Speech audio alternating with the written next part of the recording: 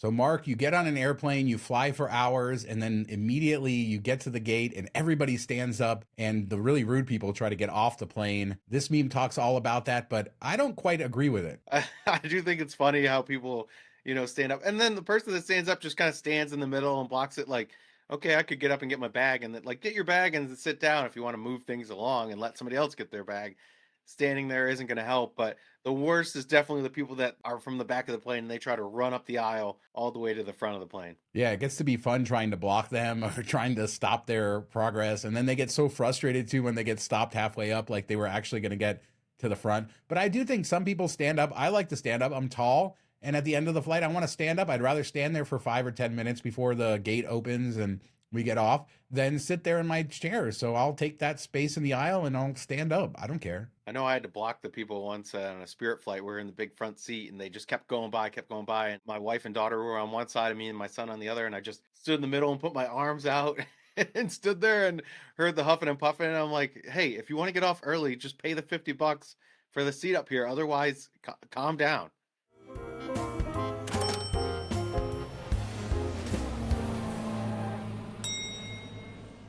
So I don't even know how to introduce this next story. It is Cheeto bag in cave equals bad. Carlsbad Caverns National Park. This is an incredible place. I've been there, and these caves are absolutely incredible. The main cave there, you hike like over a mile down into it. What's really cool is they have an elevator there, Mark, that goes from the visitor center down into the cave for people who are handicapped, which is really cool.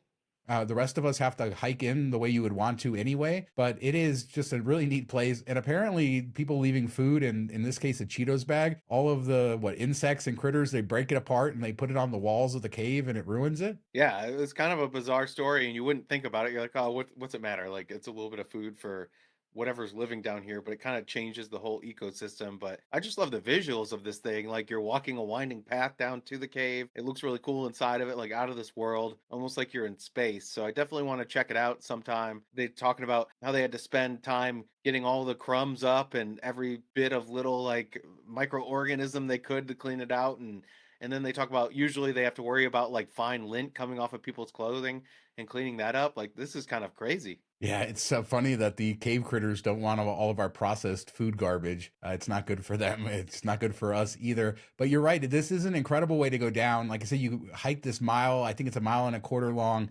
path, but at certain points it winds down into the cave. It's a really neat place and one that should be preserved in the middle of New Mexico. So if you're ever out there, everybody should check it out. It's pretty cool. Yeah, I think New Mexico is kind of an underrated state in the union of places to go and things to see, Santa Fe and everything, and it's kind of overlooked, but it has a lot of beautiful. They have different caves. I think there's like a cave thing in Santa Fe that you can go to that people used to live in and everything, and it just walk around like a little city inside of it, which looks amazing too. White Sands National Park is just amazing. The dunes there, they never get hot, so it's just cold white sand that you can walk in for miles and miles. Absolutely great. And then, of course, you can go to the McDonald's in Roswell, New Mexico. It's all alien themed. But of course, you can see the And Alien Museum too. you can go to the Breaking Bad house and throw a pizza on the roof and get yelled at now.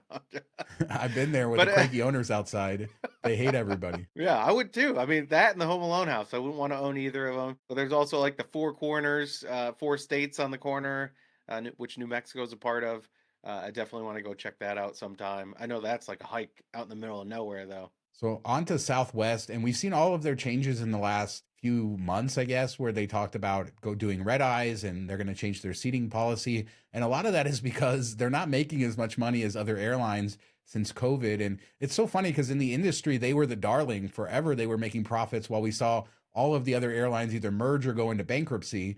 But now they're getting a lot of pressure from Wall Street and they're changing up their board. Chairman Gary Kelly's going to retire next year.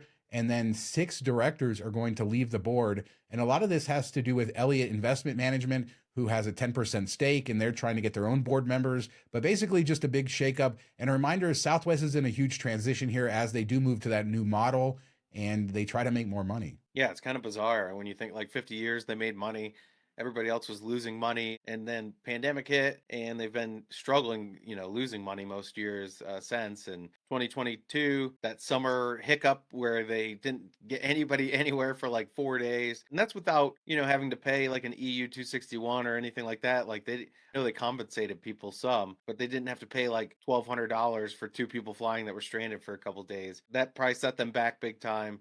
And you're just seeing this like, Southwest isn't going to be what people fell in love with. It's not going to be the same anymore. It's going to be more like the other big three. And some people will like that, and many people will hate that. You're right. This is the death of the Southwest culture, that culture that was unique and people loved it. And some people didn't like it, but the people who loved it really did. And it does seem like this Wall Street pressure sort of ruins all of that most of the time. So I would expect you're going to see more efficiencies, and we're already seeing that by them adding red-eye flights. But there are some good things, like those of us who didn't like the seating policy, that's going away. So maybe this does end up being good. But yeah, anytime big corporate investors come in, change the culture, and especially this 6 board members, this is going to be a huge fundamental change for the airline. Hopefully they do update their systems. Maybe that's one thing we can push for, so they're not back there with a piece of paper and a pencil writing out routes and, and everything. It'll be interesting to see how this plays out. Culture is a big problem with the airlines, and we see that in the other ones, how they're not as friendly and not as customer service oriented. And you have to assume Southwest is going to go that way, and it's going to be all about the almighty dollar. And that's sad to see. But if you're struggling and not making money, your investors are going to push for it. So Expedia released a report of hotel room oddities, specifically things left behind in hotel rooms around the world, and some of the expensive things like Rolexes, and then some other stuff like dentures, I guess, is pretty common. Yeah, like 10%, I think, reported dentures being left behind, and somebody left like a cast and stuff. So it's just like, have you ever found anything in your safe? Like you always hear these stories of $30,000 in cash and a watch left behind and stuff, but I've never found anything really in the safe. I've never been lucky enough to find anything other than a little bit of garbage here or there that didn't get cleaned up. Our friend was here at Rio recently, and they had where the refrigerator used to be that they had taken out. In that area, they found like full takeout from the people from before, but that's about as exciting as I've ever seen. I don't know. I want to save full of money for sure. I did remember I found a box of condoms underneath the mattress in LA on the way to Hawaii. And then another time checking for bed bugs, I lifted up the mattress and I found a full bottle, like a huge, like Sam's Club, like 1,500 capsule bottle of ibuprofen. I don't know why those things would be stuck under the mattress, but that's where where they were. It was pretty crazy. But yeah, I like and then room service is like the next thing that they have a list of, and a whole bathtub full of Evian so their child can bathe in pure water. How much do you think that costs? If it's in Vegas, it's got thousands. It's got to be comped, right? I don't know. Yeah, Evian water, specifically Evian, not Fiji water, not something different. Burnt toast was another one, which is interesting. A caviar hot dog. I could see that. Could you see like somebody bring? I think there was one that they brought in like a fish or something and asked them to make it for, like cook it up for them. Maybe A if you're lot near of places do Alaska. that. You catch Yeah, the fish and they cook it for you. Yeah, I mean not people Four are Seasons. hey, any hotel will do anything for the right price. That's the question. That's the answer there. People figure that out all the time. But we'll put a link. You guys can check out some of this crazy stuff and let us know what your craziest room service order has been, I guess, but the craziest thing that you've ever heard of left in a hotel room as well. But let's move on to some credit card news and some very sad news. And I guess this is so niche because how many people in the world are caring about Priority Pass restaurants? But a lot of people in this hobby sort of do. And I know people who use them a lot more than I did. But a suite of credit cards had the Priority Pass restaurant benefit where you could go to certain restaurants in certain airports and get a credit. The Sapphire Reserve, the Ritz-Carlton card, those sort of lost the benefit a few months ago. And now the Venture X Business. It's somewhat overvalued where people didn't use it as much as they thought. They just liked having access to it should they need it. But then they think back like, oh, I only went to one restaurant last year or maybe two, unless you are based out of like a PDX where you have, 3 or 4 different restaurant option type things. But yeah, when they switched over to Visa, the Venture X Business lost it for anybody new signing up, but anybody that had the old MasterCard version still had it for a few more months. And it seems like over the last couple weeks, people have gone in with their Priority Pass card and they were denied that it wasn't working or it wouldn't swipe or scan or whatever. So it seems like they finally, closed that loophole too. So Priority Pass sells memberships that you can buy, but does anybody ever buy a membership from Priority Pass? You have to think 99% of their customers come from Chase, Capital One, American Express, these big banks, and none of them have the restaurant benefit. So what is the point of the restaurant benefit anymore? Yeah, you have to wonder if they're just going to eliminate it completely, or what the game plan is here with this. And these small priority pass lounges, these smaller lounges, what would they do if they weren't priority pass? Like, how would you gain access to them and stuff? So it is kind of interesting that, what if one day all the credit card companies are like, you know what, like, we have enough of our own Centurion lounges or Sapphire lounge, we don't need you anymore. Like, you're fine, get out of here. I say do it. Get rid of Priority Pass. I hate them. No, just kidding. So onto American Airlines, and one of the, I guess, more confusing things for people is their business Advantage accounts versus their regular Advantage accounts, especially if you get the business credit card. But you actually wrote an article trying to open people's minds as to why the Advantage business account is actually better and it has advantages that a regular account doesn't. Yeah, this started, earlier this year, I think, maybe late last year, where if you signed up for a new city business American Airlines card, you would automatically get enrolled to it. And then your miles, like if you got your sign up bonus or anything you earned throughout the month, people were like, where'd my miles go? It used to just go to your personal account. And now they had this business advantage account, and they were initially linked and they were getting deposited there. So, there's an article written about finding that and how to track those down. And people were just moving them to their own account. But the cool thing is you can set up any employees of your, company, and a lot of our spouses work in our small businesses and stuff like that. And then you can transfer those points to them, to their Advantage account, for free. So this is a way to do free transfers to anybody that you call an employee of your business. And that's kind of crazy. So I keep them in the business account now in case, my wife's just short of the next award or something like that.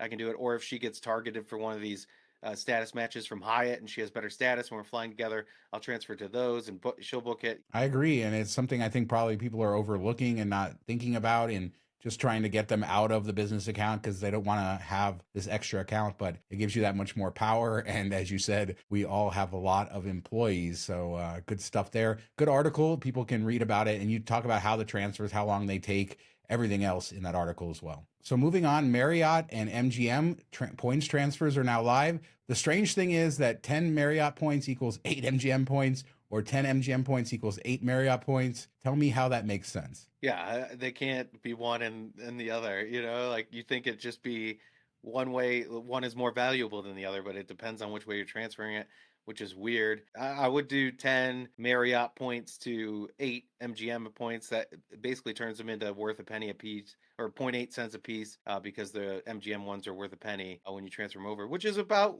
what you're averaging, maybe a little bit higher than what you average with Marriott. So that makes sense. Going the other way, turning 10 MGM into Marriott, unless you needed them for a stay or the cash cost was really high for that hotel, probably doesn't make sense. But it's still good to have options out there. Another thing you wrote about this week was a reminder of Hyatt Globalist status and how the guest of honor perk is sort of working this year. So they revamped it last year, made a big deal. They changed it so you could book it online. It works on cash and point stays. Previously, it was point stays, and it's a certificate that goes in your account. And previously, you had to just call and use it. Well, there's sort of an overlap between the old program and the new one. And because they had to honor terms of the old program, what you ended up getting was 5 certificates this year where you could transfer them to other people. They could do everything that like in the new program. But if you run out of those, you could still use the benefit the old way, unlimited, by calling in on award stays and giving it that way. And so this year is the best of both worlds. Yeah, I don't know if I forgot about this or if I never caught it or or whatever, but I wrote it up and everybody said, "Hey, this has been known for a while." So whatever, I'm old, it is what it is. But I think it's still a good reminder to people, because I think a lot of people also forgot about it or didn't know about it, and that's what I saw in a lot of the comments was, "Oh, I didn't realize this. I was worried, trying to save them to use them for certain things where you get the elite night credit when you book those for people. So use up those 5 and then you still have access on award stays. So there's no point in like hoarding them. There's still a couple months left in the year. So definitely burn those, get your elite nights, give, friends and family some status for them. It works on cash days if you have those awards. So don't hold on to them. Make sure you use them, and then you can still book throughout the end of the year the normal way, the old way. So you're good to go both ways. Yeah, for sure. It's always a good reminder. This was, like I said, announced because the new terms kind of conflicted with the old ones and people had already qualified. So they basically said, we're going to do the new thing and the old thing for a limited time. Always good stuff. Not good stuff is Uber and American Express. And apparently things are changing in that game. The way it works now is if you have an American Express Platinum card or another card that has Uber credit, you could load multiple cards up to your Uber account and then you'll just get all your credit combined at the first of the month. Well, that might be changing because the terms have changed, saying basically you're going to have to use your American Express card to pay in the future. We hope this doesn't mean it's going to be like a credit back on your statement, but it does sound like this isn't going to be quite as easy as it's been. Yeah, I think that's the big thing is if you only have one of these cards, if you only have one Amex Platinum or Amex Gold, it's not a big deal. You can just, charge it to the Amex card. They're hoping that you set it up that way and then forget and use your Amex card for all Uber charges. But it was nice when it just all went into one commingled fund and it would get merged up with any gift card balance you had in there and it worked just like a gift card and you could pay any overage with any credit card you had on your account. So we don't know if it's just going to be still added to that fund, but you have to check out with an Amex credit card. So anything that goes above the credit and they're still mingled together, anything that goes above it goes on that Amex card. Or if it's going to be a straight statement credit where you have to charge the full thing on your Amex card and then they knock 10, 15, or the $20 in December off. That's the way I'm thinking it's going to be because that's how they have everything else set up and that's the way it kind of reads, but I'm hoping not. Yeah, it'll be a huge loss, a huge negative change for these cards and the value of that credit, I think, if they change it in that way. But we'll see how it goes. But we know the terms have changed and we'll see how they implement it. Again, these things don't change for no reason. So it's not going to be good. It's not going to work the way it does now, but let's hold our breath.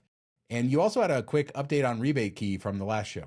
Yeah, I wanted to just say that I had somebody reach out that switched their payment from check to PayPal, and they were paid like 4 or 5 days later in full for everything that they were owed. So it does seem like it's something to do with banking or some type of issue with cutting the check. So if you want to switch to PayPal to get paid, that should be a good way to do it. You do have to potentially deal with a 1099 from PayPal if it's over the $600. We're still not sure how that's going to all play out with everything, or if that's got punted for another year or whatever it is. But I would take the money and worry about that later with my accountant. And now for some cool the Condor. And, I wish this is one of the things I wish I could go back and fly a little bit before my era, but you're talking about going, Mach 2 across the Atlantic, all kinds of cool stuff. And some of the cool liveries of this and just the fact that you were on this plane doing it. It's just a piece of history. And I know several people who have flown on it and absolutely loved it. But what a lot of people don't know is that the very sharp nose that was needed in order to achieve those speeds sort of blocked the pilot's ability to view the runways and things as landing. So the nose would actually drop out of the way. It was called a Droop Snoot. Did you know that? Yeah, no, I'd never heard that before. It's a cool name, but this is one thing that fascinated me. I'm not as much into airplanes and all that stuff like you are, but I've always been fascinated by this plane. And it's kind of interesting, it could fly from London to New York in like 3.5 hours, which is insane. And that'd be kind of cool. You could go for like, one night, not miss a whole bunch of time. And but the seating was not great. Like it looked like a regional jet because they had to pack the people in kind of tight. It didn't look all that comfortable, but I guess, that's what you give up. Would you rather spend 6, 7 hours in the air and be in a lie flat, or would you rather 3.5 hours and just be in like a normal seat? Yeah, it's interesting because it was sold as all business class, but not business class in the way that we think of it today. Although I did think they have a little bit more space than traditional economy. But yeah, they had about 100 seats. What I think is the most interesting, I think it burned like 4 times the fuel of a 747, which is a gas guzzler. And this is the reason that we don't really have supersonic flight anymore. There's a whole range of new planes that are supposedly coming. So one of the more interesting things I learned about the aviation industry is most planes fly around 550 miles an hour. It's not because they can't fly faster or we haven't progressed technology over all these years of jet engines. It's that the economy of it, the cost of fuel, everything else, how long people are willing to go. People are willing to spend 7 hours to go to Europe instead of 3. And that's the economics of all of it. So it's not that we can't go faster. It's just that it's cost too much money. I do wonder, like, was this a bit ahead of its time? And I know September 11th kind of killed it off a little bit.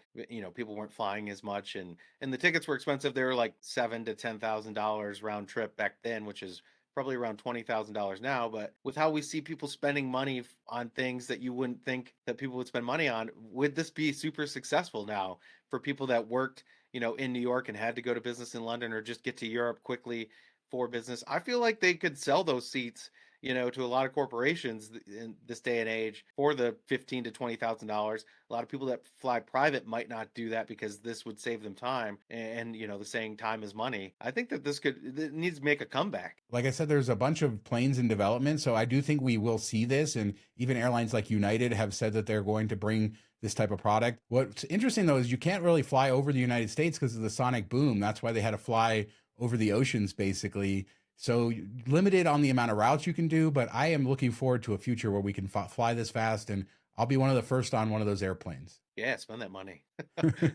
United, we could book it with miles. How great would it be to book it for like 100,000 miles? That'd be insane. Or 1,000,000 miles. Let's be realistic, Mark. Not 100,000 in 10, 15 years. 2 million, 3, 5, 10 million miles, whatever it ends up costing. Let's do it. But let us know what you guys think about anything we talked about today. The Concorde, RebateKey, the Uber credits changing, Priority Pass restaurants, so much bad stuff happening, but life is good. So hit us up in the comments. We do a new show every Wednesday. So subscribe, share it with your friends, thumbs up, everything like that. And we'll talk to you guys next week. Have a good week, everybody. Thanks for watching.